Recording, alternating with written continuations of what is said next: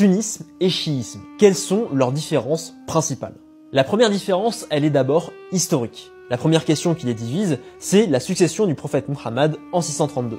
Une grande partie des musulmans ont choisi Abu Bakr, alors que les chiites étaient favorables à Ali. Car Ali c'est le cousin et le gendre du prophète Muhammad, parce qu'il a épousé sa fille Fatima.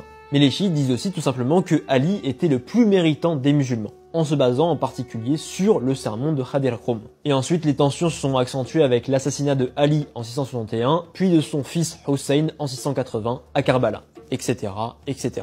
La deuxième différence, elle est religieuse. Parce que dans le chiisme, le personnage principal, c'est celui de l'imam. Et le premier d'entre eux, c'est Ali, dont la fonction va se transmettre à ses successeurs. Et l'imam, il est important parce qu'il a un contact direct avec Dieu. Ce qui lui permet, pour les chiites, d'être le seul musulman à comprendre l'ensemble de la révélation, c'est-à-dire le texte coranique. Et aujourd'hui, pour la majorité des chiites, qu'on appelle les chiites duodécimains, il existe 12 imams. La troisième différence, c'est que les sunnites et les chiites n'ont pas la même vision des textes religieux. Par exemple, fut un temps, les chiites ont rejeté la version officielle du Coran, parce qu'elle avait été rassemblée par le troisième calife de l'islam, Othman. Et pendant les 2-3 premiers siècles de l'islam, la majorité des chiites ont rejeté cette version qu'ils considéraient comme falsifiée. Pour eux, le véritable Coran était bien plus volumineux, et surtout, ils mettaient bien plus en valeur Ali, son entourage et la lignée des imams. Mais à partir du Xe siècle et encore aujourd'hui, les chiites acceptent largement la version officielle du Coran.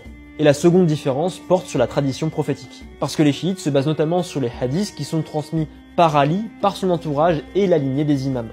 Bien sûr, ils prennent quand même une partie des traditions sunnites, mais ils restent quand même assez méfiants. C'est un sujet qui est complexe, donc là je l'ai résumé vraiment à grands traits. Et puis si vous êtes intéressé par l'histoire arabo-musulmane et l'islam, je vous invite à rejoindre mon groupe Telegram en cliquant sur le lien dans ma bio.